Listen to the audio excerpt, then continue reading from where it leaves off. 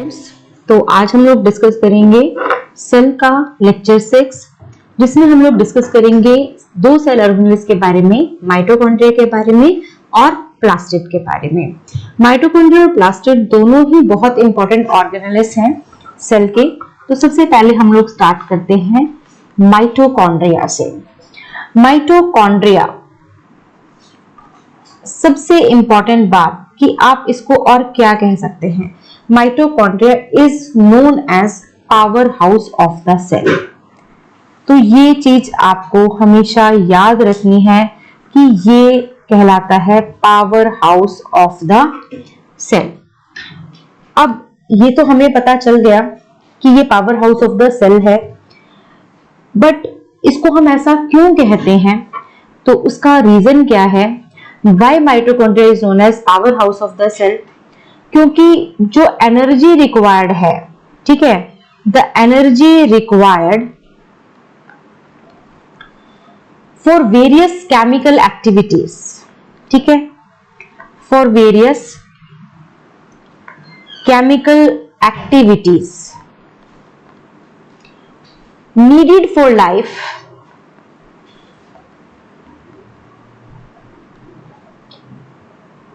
is released by mitochondria.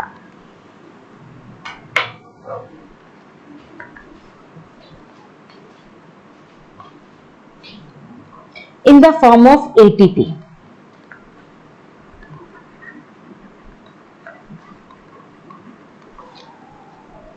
क्योंकि जो हमारी को रिक्वायरमेंट होती है एनर्जी की, वो mitochondria in the form of ATP provide करता है, इसलिए माइटोकॉन्ड्रिया को हम power house of the cell कहते हैं। अब एक जो याद रखने वाली चीज है वो क्या है कि एटीपी की फुल फॉर्म क्या है। एटीपी की फुल फॉर्म होती है एडिनोसिन ट्राइफॉस्फेट। Adenosine triphosphate. कई बार 1 मार्क में पूछ लिया जाता है what is the currency of cell, ठीक है, तो एटीपी को हम क्या बोलते हैं। एटीपी जो है, ATP is energy currency of cell.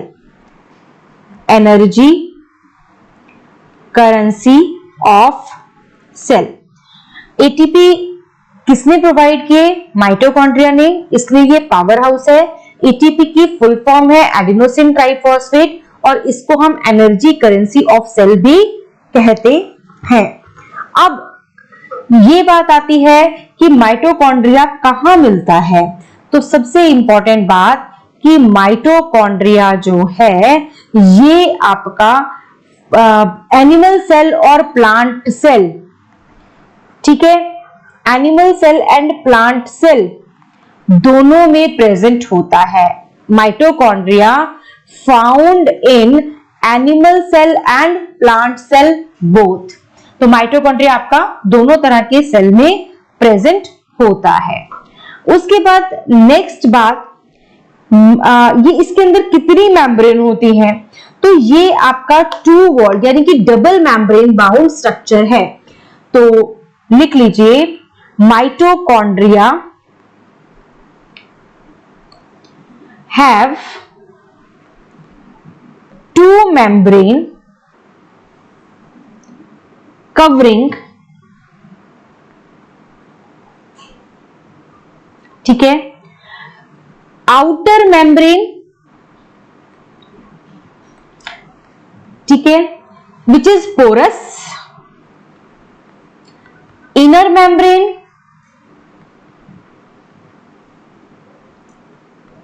which is deeply folded। तो माइटोकॉन्ड्रिया के अंदर 2 मेम्ब्रेन हैं। आउटर मेम्ब्रेन बहुत पोरस होती है, इट्स वेरी पोरस, जबकि जो इनर मेम्ब्रेन है वो आपकी डीपली फोल्डेड है। और ये डीपली फोल्डेड जो इनर मेम्ब्रेन है ये एक लार्ज सरफेस एरिया प्रोवाइड करती है टू जेनरेट एटीपी। तो ये जो इनर मेम्ब्रेन है इट प्रोवाइड्स, ठीक है, आप ये लिख सकते हैं, नेक्स्ट पेज पे लिख लेते हैं हम, these folds inner membrane deep pores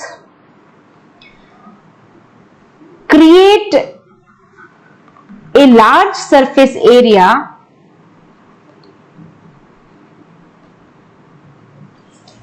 for ATP generating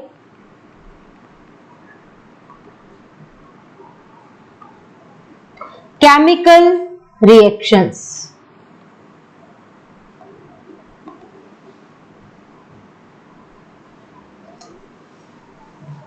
ठीक है, इसके अलावा आपको यह भी पता होना चाहिए कि जो इनर मेम्ब्रेन्स हैं, इनर मेम्ब्रेन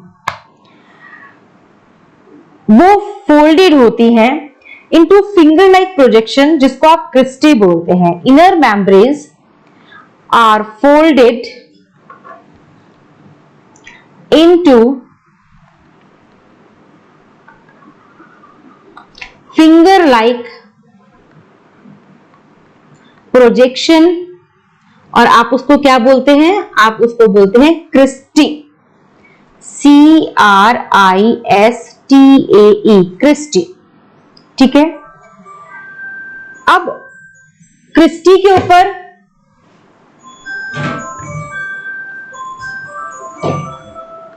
के ऊपर और जो इनर मेम्ब्रेन्स हैं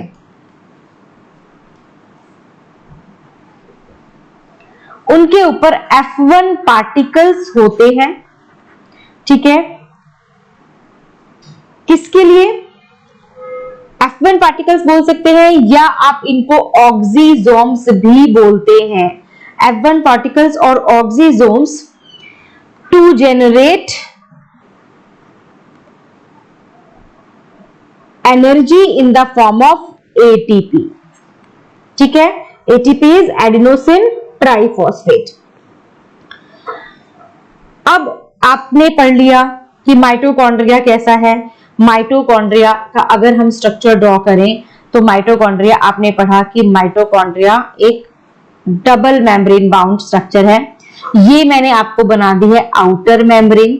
ठीक है, आउटर मेम्ब्रेन कैसी है? आउटर मेम्ब्रेन जो है वो पोरस है। अब बात करते हैं कि इसकी इनर मेम्ब्रेन कैसी है। अगर हम इनर मेम्ब्रेन की बात करें तो इनर मेम्ब्रेन जो है वो फोल्डेड है इनटू फिंगर लाइक प्रोजेक्शंस, जिसको आप बोलते हैं क्रिस्टी।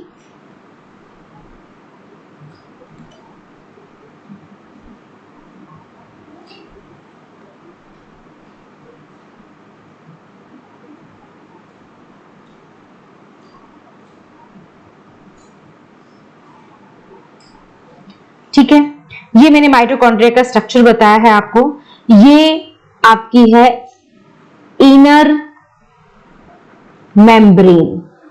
इनर मेम्ब्रेन पे आपका क्या प्रेजेंट होता है? इनर मेम्ब्रेन पे आपके स्टॉक्ड स्ट्रक्चर्स होते हैं, इस तरीके के स्ट्रक्चर्स होते हैं।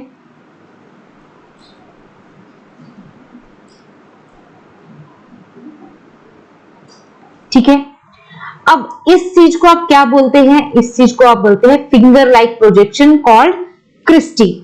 तो ये भी क्रिस्टी है, ये भी क्रिस्टी है, और इसके ऊपर जो ये हैं आपके F1 पार्टिकल्स, या आप इनको बोल सकते हैं ऑक्सीजोम्स। ठीक है, अब और इसके अंदर क्या प्रेजेंट होता है?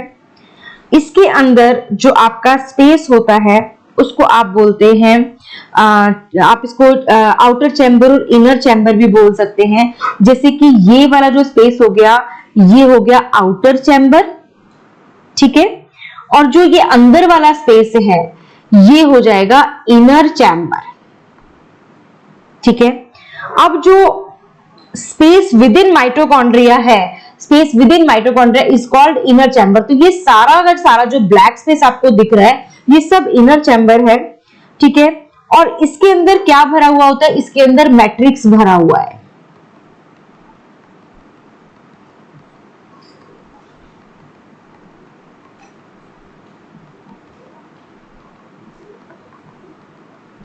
ये F1 पार्टिकुलर जो है ये हर एक उस पे प्रेजेंट हो सकते हैं, मैंने आपको एक पे ही रिप्रेजेंट किया है।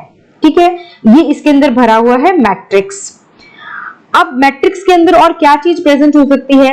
इसके अंदर आपका जो है एक प्रेजेंट होता है डीएनए, ठीक है, और एक प्रेजेंट होते हैं कहीं कहीं पे इसमें राइबोसोम्स, ठीक है। तो ये आपकी माइटोकॉन्ड्रिया की खास बात है कि mitochondria has its own DNA material as well as it has its own ribosomes for protein synthesis. This is internal structure of mitochondria. This is internal structure of mitochondria. अब मैंने आपको जो इसमें चीजें और एक्स्ट्रा बताई वो बता देती हूं दोबारा से। एक बताया कि जो स्पेस होता है with in mitochondria, space within mitochondria is called inner mitochondrial chamber, ठीक है। Gel like substance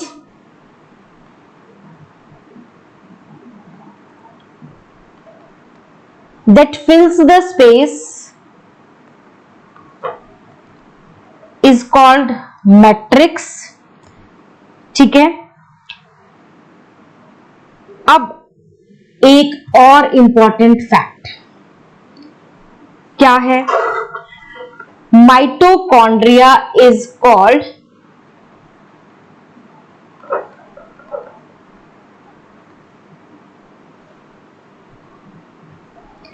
semi autonomous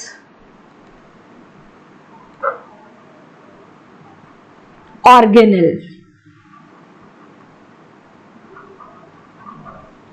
अब रीजन आता है क्यों,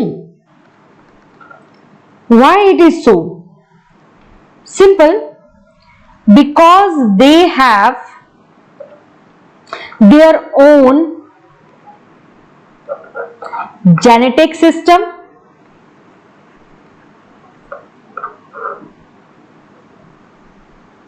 DNA, second they can replicate on their own, अपने आप रेप्लिकेट कर सकते हैं ये, इसलिए इनको हम सेमी ऑटोनोमस ऑर्गेनेल कहते हैं। तो माइटोकॉन्ड्रिया का मेन फंक्शन क्या है, माइटोकॉन्ड्रिया क्या काम करता है? माइटोकॉन्ड्रिया को हम कहते हैं power house of the cell. तो it provide energy for various metabolic function of the cell, so it is called powerhouse of the cell। तो ये आपका था माइटोकॉन्ड्रिया के बारे में इंपॉर्टेंट इंफॉर्मेशन। तो माइटोकॉन्ड्रिया जो है वो अपना डीएनए कंटेन करता है, माइटोकॉन्ड्रिया अपना राइबोसोम कंटेन करता है, इसलिए माइटोकॉन्ड्रिया अपने कुछ प्रोटीन्स भी बना सकता है। तो सबसे पहली बात ये, और दूसरी मेन बात क्या है, mitochondria have their own DNA and ribosome, so able to make some proteins also, ठीक है। तो ये थे इसके मेन फंक्शन और माइटोकॉन्ड्रिया का स्ट्रक्चर। अब हम पढ़ते हैं प्लास्टिड्स के बारे में कि प्लास्टिड्स क्या होते हैं। प्लास्टिड्स जो हैं इनकी खास बात they are present in plants only. Mitochondria दोनों में प्रेजेंट था, बट ये सिर्फ कहां प्रेजेंट है? प्लांट्स में। ठीक है। प्लास्टिड्स जो हैं they are of two type. एक होते हैं आपके जो कलर्ड होते हैं, जिनको हम बोलते हैं क्रोमोप्लास्ट, और एक होते हैं आपके ल्यूकोप्लास्ट। ठीक है। तो प्लास्टिड आपके बेसिकली दो तरह के हैं, एक है कलर्ड और एक है कलरलेस और व्हाइट। ठीक है। क्रोमोप्लास्ट कलर्ड प्लास्टिड को कहते हैं, ल्यूकोप्लास्ट कलरलेस प्लास्टिड को कहते हैं, और ये सिर्फ और सिर्फ किसमें प्रेजेंट है? प्लांट्स में प्रेजेंट है। ये इनकी खास बात है। अब क्लोरोप्लास्ट जो है वो कैसे है? क्लोरोप्लास्ट बेसिकली कलर्ड प्लास्टिड्स के अंदर आपके होते हैं। दूसरी इनकी बात क्या है खासियत? प्लास्टिड्स भी जो है they are double membrane bound structure.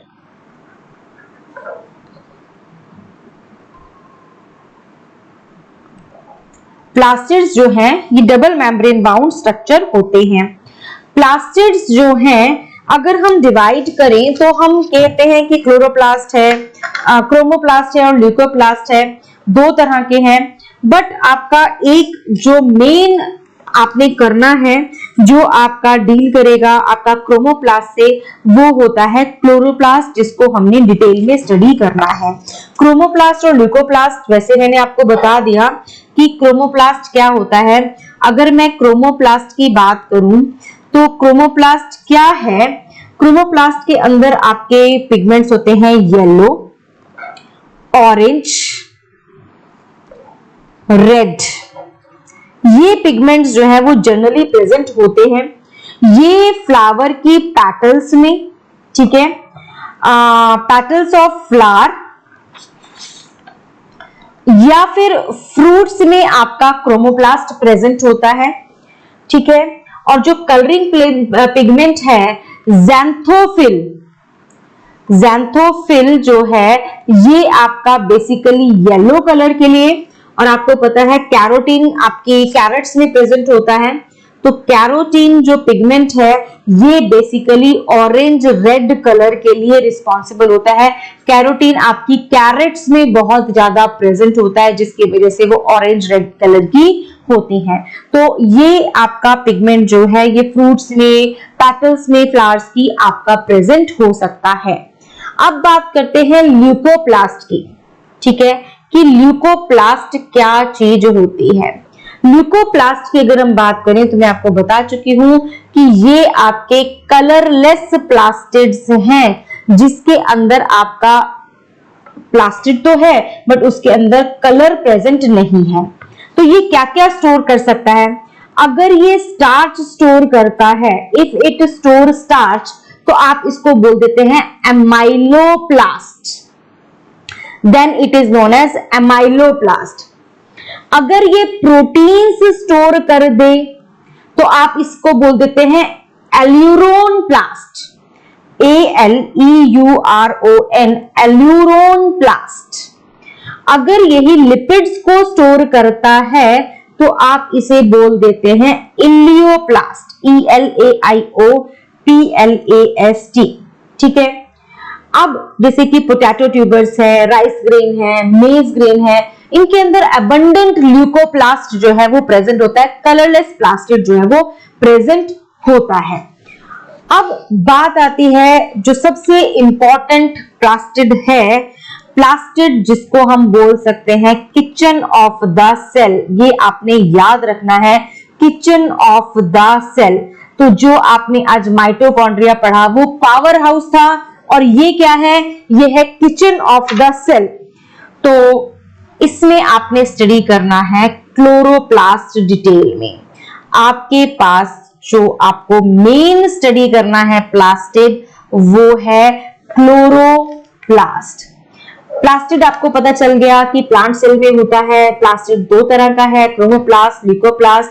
अब जो प्लास्टिड आपका जो है क्लोरोफिल पिगमेंट को कंटेन करता है, that is known as chloroplast. तो लिख लीजिए, plastid which contain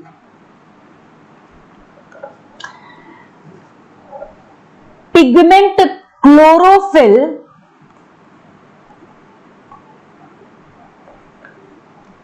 are known as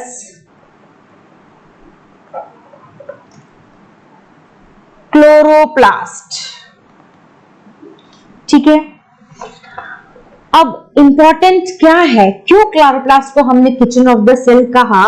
क्योंकि they are very important for photosynthesis in plants. They are very important for photosynthesis in plants। तो प्लांट्स की photosynthesis के लिए ये बहुत ज्यादा जरूरी होते हैं। और जनरली ये कहां मिलता है chloroplast? They are found in green part of the plant. जो ग्रीन पार्ट है प्लांट का, क्लोरोप्लास्ट हमें वहां मिलता है। इसके अंदर जो ग्रीन पिगमेंट होता है उसको हम कहते हैं क्लोरोफिल, जो आपके फूड सिंथेसिस के लिए रिस्पॉन्सिबल होता है, फोटोसिंथेसिस के लिए रिस्पॉन्सिबल होता है। और भी पिगमेंट्स प्रेजेंट होते हैं, बट क्लोरोफिल इतना प्रेजेंट होता है कि वो जो है इन सबको ओवरपावर कर जाता है। तो मेनली आपको यही नजर आता है जब आप क्लोरोप्लास्ट की बात करते हैं। तो आप ये लिख सकते हैं, क्लोरोप्लास्ट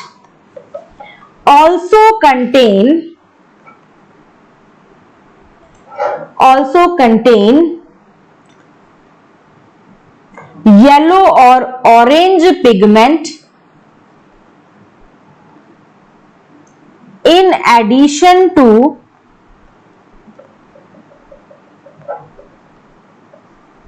chlorophyll। ठीक है, बट क्लोरोप्लास्ट जो है वो आपका क्लोरोफिल की वजह से आपको ग्रीन कलर का नजर आता है और green part of the plant में पाया जाता है। तो अब बात करते हैं क्लोरोप्लास्ट के स्ट्रक्चर की, कि क्लोरोप्लास्ट का स्ट्रक्चर कैसा होता है। जैसे कि अभी मैंने बताया कि क्लोरोप्लास्ट भी आपका एक डबल मेम्ब्रेन बाउंड स्ट्रक्चर है। तो ये मैं आपको इंटरनल स्ट्रक्चर बता रही हूं।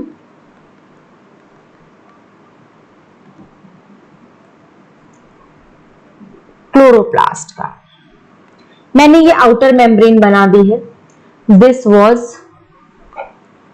Outer membrane. अब इसके बाद मैं इसके अंदर बना रही हूं इनर मेम्ब्रेन, एक और लेयरिंग।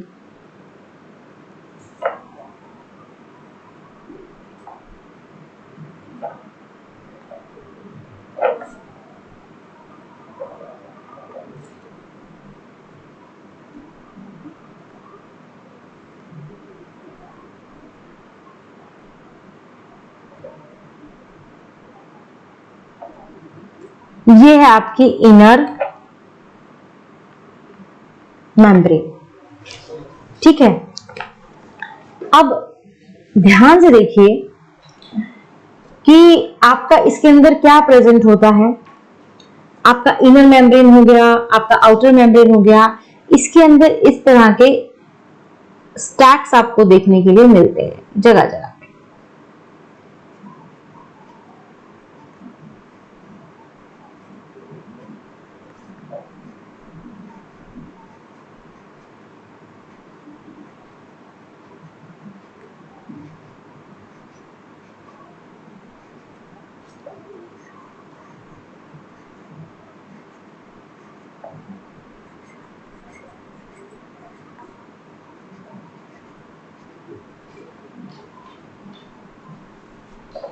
ठीक है, अब जो ये पूरा एक स्टैक है, ये पूरा एक जो स्टैक है, इसको आप बोल देते हैं ग्रैनम।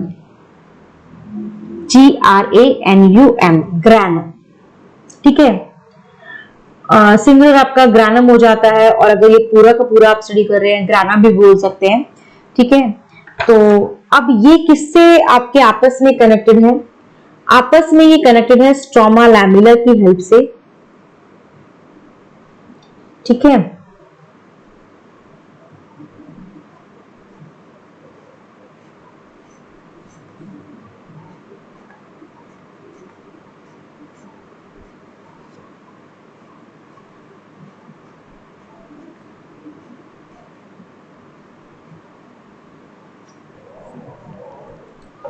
अब इसके अंदर आपका मैट्रिक्स भी जो है वो प्रेजेंट है।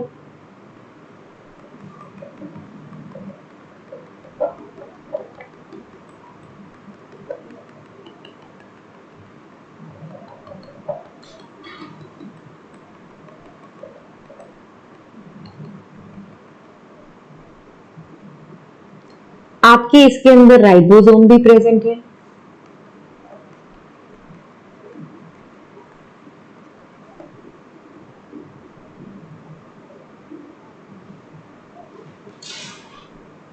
ठीक है, इसके अंदर डीएनए भी प्रेजेंट है, आरएनए भी प्रेजेंट है। ठीक है, chloroplast contain their own DNA, RNA and ribosome. तो ये क्या चीज है? ये है राइबोसोम, ये है आरएनए, ये है डीएनए। ठीक है, और ये इसके अंदर जो फिल्ड है ये है मैट्रिक्स। और जिन थ्रेड से ये जुड़ा हुआ है, जिन उनसे ये जुड़ा हुआ है, ये बोलते हैं स्ट्रोमा लैमिला।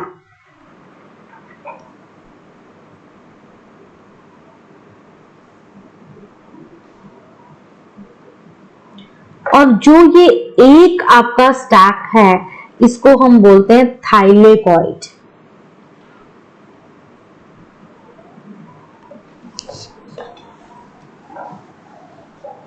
तो क्लोरोप्लास्ट जो है ये डबल मेम्ब्रेन स्ट्रक्चर है, जिसके अंदर एक जो आपका ये है, जो ईच ग्रैनम है, ये स्टैक का बना हुआ होता है, जिसको हम थाइलेकॉइड कहते हैं। थाइलेकॉइड जब स्टैक के फॉर्म में अरेंज हो जाता है तो उसे ग्रैनम कहते हैं। और ये एक थाइलेकॉइड जो है, जो एक ग्रैनम है, दूसरे ग्रैनम से स्ट्रोमेला लैमिला की मदद से जुड़ा हुआ होता है। इसके अंदर इसका अपना डीएनए है, आरएनए है, राइबोसोम है, और ये अपना ही ऑटोनोमस बॉडी की तरह से एक्ट कर सकता है, जैसा कि आपका माइटोकॉन्ड्रिया करता है। तो ये इसकी एक विशेष बात है। तो अब इसके बारे में, स्ट्रक्चर के बारे में आप लिख लीजिए कि इसका स्ट्रक्चर कैसा होता है। अगर आपको कहा जाए कि क्लोरोप्लास्ट का स्ट्रक्चर बताएं तो आप इसको इजीली इस तरह से डिफाइन कर सकते हैं। तो लिख लीजिए कि जो क्लोरोप्लास्ट है, it is a double membrane bound structure. It is a double membrane bound structure.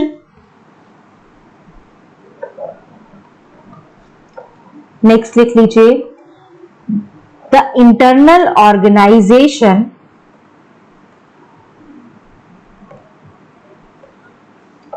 of the plastid consist of numerous membrane layers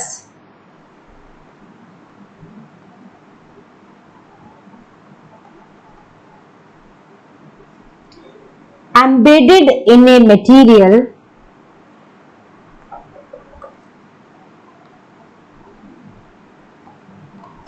called stroma। और मैट्रिक्स, ये एक ही बात है। हमने डायग्राम में मैट्रिक्स लिखा है, आप इसको स्ट्रोमा वर्ड से भी डिफाइन कर सकते हैं। ठीक है, कॉल्ड मैट्रिक्स। उसके बाद आप लिखें इसके अंदर,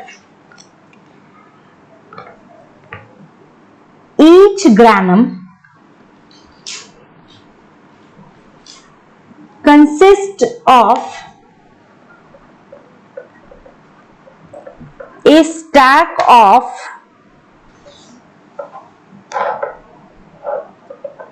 membrane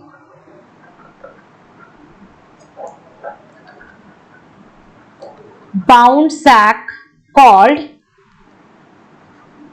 thylakoids.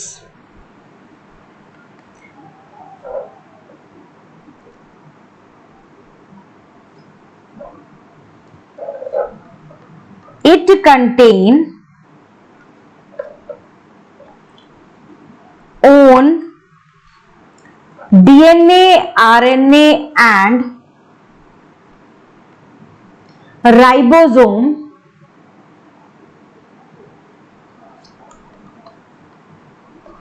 they synthesize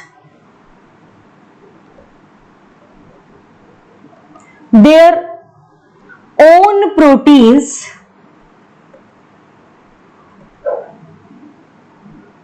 and also have the capacity to replicate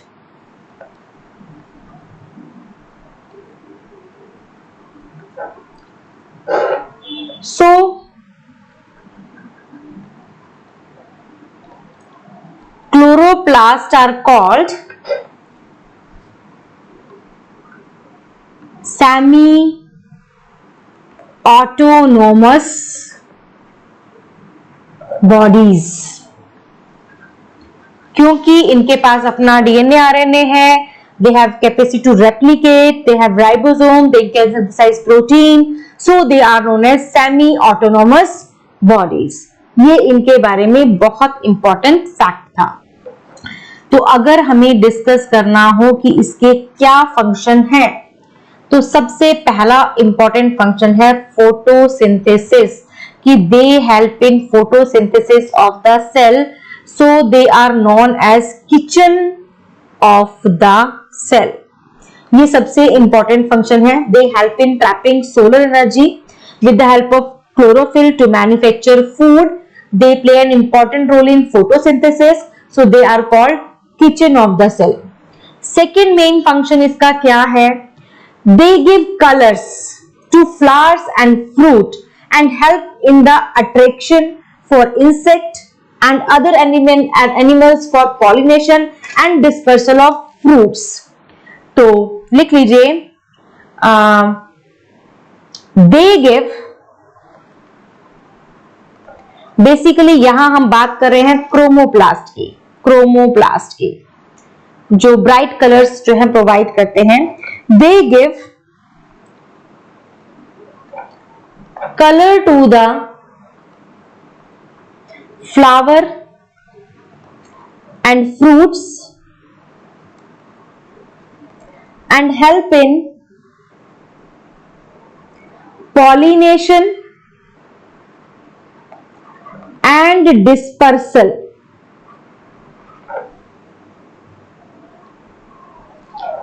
leucoplast मैंने आपको बताया था लिपिड्स, प्रोटीन्स जो है ये स्टोर हो सकते हैं। तो ल्यूकोप्लास्ट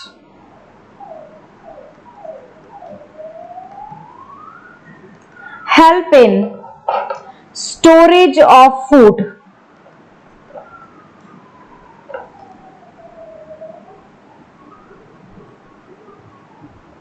और क्योंकि ये फोटोसिंथेसिस में हेल्प कर रहे हैं तो ये बेसिकली आपकी कार्बन डाइऑक्साइड को कंज्यूम करके ऑक्सीजन को जनरेट करने का काम भी कर रहे हैं। इस तरीके से हम ये भी लिख सकते हैं कि they help in generation of oxygen. So these are some of the important function of chloroplast. अब मैं आपसे जानना चाहती हूं, आपने पढ़ लिया, आपने माइटोकॉन्ड्रिया भी पढ़ लिया, आपने क्लोरोप्लास्ट भी पढ़ लिया, क्या इनके बीच में कोई भी सिमिलैरिटी है? क्या इनके बीच में कुछ भी ऐसा है जो सेम है? पहली बात, बोथ डबल मेम्ब्रेन स्ट्रक्चर्स। दूसरी बात, both have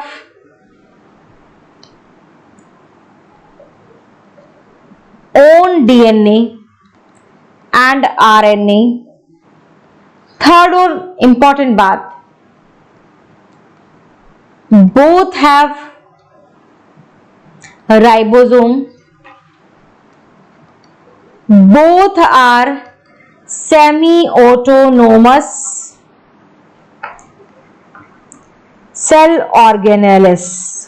डिफरेंसेस तो आपने बहुत बार सुने हैं, ये इनकी सिमिलैरिटीज है जो आपकी माइटोकॉन्ड्रिया और आपके क्लोरोप्लास्ट की होती है। तो आपने प्लास्टिड में पढ़ा क्लोरोप्लास्ट क्या होता है, क्रोमोप्लास्ट क्या होता है, ल्यूकोप्लास्ट क्या होता है, और माइटोकॉन्ड्रिया भी मैंने पढ़ा दिया। अब जो एक चीज आपको पता होनी चाहिए कि क्लोरोप्लास्ट और माइटोकॉन्ड्रिया के बीच में डिफरेंस क्या है। वैसे तो आप पढ़ ही चुके हैं, ठीक है। आपने पढ़ा सबसे पहला इनका लोकेशन का था कि ये आपका जो है अकरेंस की अगर हम बात करें तो ये अकर करता है आपका plant as well as animal cell दोनों में, जबकि ये अकर होता है सिर्फ और सिर्फ प्लांट सेल्स में, ठीक है। सबसे मेन इंपॉर्टेंट बात, ये आपका ग्रीन और फोटोसिंथेटिक पार्ट में होगा, ये आपके सभी बॉडी पार्ट्स में प्रेजेंट होगा। अब इसका जो क्लोरोप्लास्ट का कलर है ये होता है ग्रीन, कलर क्या है ग्रीन। और जबकि माइटोकॉन्ड्रिया कैसा है, माइटोकॉन्ड्रिया तो एक कलरलेस सेल ऑर्गेनेल है। अब इसके अंदर जो है आपके जो इनर मेम्ब्रेन है, इनर मेम्ब्रेन क्लोरोप्लास्ट में फोल्ड होकर क्या बनाती है, ये इनर मेम्ब्रेन अगर आप स्ट्रक्चर ध्यान से देखें जो क्लोरोप्लास्ट का स्ट्रक्चर है, तो ये आपका स्ट्रक्चर अगर आप ध्यान से देखें तो आपकी ये मेम्ब्रेन जो है ये आपकी जुड़ी हुई रहती है, यहां से आप इसको जुड़ा हुआ बना सकते हैं। बेसिकली क्या है, ये आपकी इनर मेम्ब्रेन जो है ये आपकी फोल्ड होकर इस तरह के थाइलोकॉइड्स वाले स्ट्रक्चर्स जो हैं ये बना रही है। तो inner membrane is basically infolded to form this thylakoid kind of structure. तो आप यहां लिख सकते हैं इस डिफरेंस में कि जो इनर मेम्ब्रेन है, inner membrane form grana and stroma lamellae, जबकि यहां पर इनर मेम्ब्रेन फोल्ड होकर क्रिस्टी बनाती है। Inner membrane folds called cristae, ठीक है। तो ये इसका मेन इसका स्ट्रक्चर जो है डिफरेंस है जो आपको पता होना चाहिए। और एक चीज और है जो इसके अंदर बहुत डिफरेंस है जो हमें पता होना चाहिए, वो भी मैं आपको लिखवा देती हूं, वो भी आप लिख लें ताकि आपको ये याद रहे क्लोरोप्लास्ट और माइटोकॉन्ड्रिया के बारे में। कि जो क्लोरोप्लास्ट है ये क्या करता है, दे ट्रैप सोलर एनर्जी, ये सोलर एनर्जी को ट्रैप करता है, ठीक है। दे ट्रैप सोलर एनर्जी और इसको स्टोर करता है इट इन केमिकल बॉन्ड्स या केमिकल एनर्जी, ठीक है, केमिकल बॉन्ड्स और of carbohydrate molecule. Chloroplast kitchen of the cell है तो ये कार्बोहाइड्रेट्स बनाने का काम आपका करता है, जबकि mitochondria power house of the cell है तो ये क्या करता है, जो सेल के पास एनर्जी होती है ये उस सेल की एनर्जी को रिलीज करता है। Release energy by the oxidation of glucose and store it in ATP molecule. तो क्लोरोप्लास्ट आपका एनर्जी को ट्रैप करने का काम करता है, सोलर एनर्जी, और उसको केमिकल बॉन्ड्स के फॉर्म में, कार्बोहाइड्रेट्स के फॉर्म में स्टोर करता है, जबकि माइटोकॉन्ड्रिया उसी एनर्जी को जो कार्बोहाइड्रेट्स की फॉर्म में होती है ग्लूकोज के ऑक्सीडेशन से एटीपी मॉलिक्यूल्स की फॉर्म में रिलीज करने का काम करता है। अब इसका मेन फंक्शन क्या हो गया, ये सिंथेसाइज करेगा ग्लूकोज बाय फोटोसिंथेसिस, और ये क्या काम करता है, ये ऑक्सीडेशन का काम करता है, किसके, ग्लूकोज के, यानी कि फूड की ऑक्सीडेशन का काम करता है। तो ये था आपका क्लोरोप्लास्ट और माइटोकॉन्ड्रिया का मेन डिफरेंस। अगर आपको ये लेक्चर अच्छा लगे तो आप इसको लाइक करें, फ्रेंड्स के साथ शेयर करें, चैनल को सब्सक्राइब करें, ताकि नए आने वाले लेक्चर्स आपको जल्द से जल्द मिल सके। और नेक्स्ट लेक्चर में हम लोग पढ़ेंगे थोड़ा सा वैक्यूल्स के बारे में, एंडोप्लाज्मिक रेटिकुलम आपका हो चुका है, प्रोकैरियोटिक और यूकैरियोटिक सेल्स के बारे में, और कुछ छोटे छोटे इस लेसन के जो हमारे पॉइंट्स डिस्कस करने हैं उनको हम डिस्कस करेंगे अपने नेक्स्ट लेक्चर में, जो कि इस यूनिट का हमारा लास्ट लेक्चर होगा। तो मिलते हैं नेक्स्ट लेक्चर तक। Thank you very much.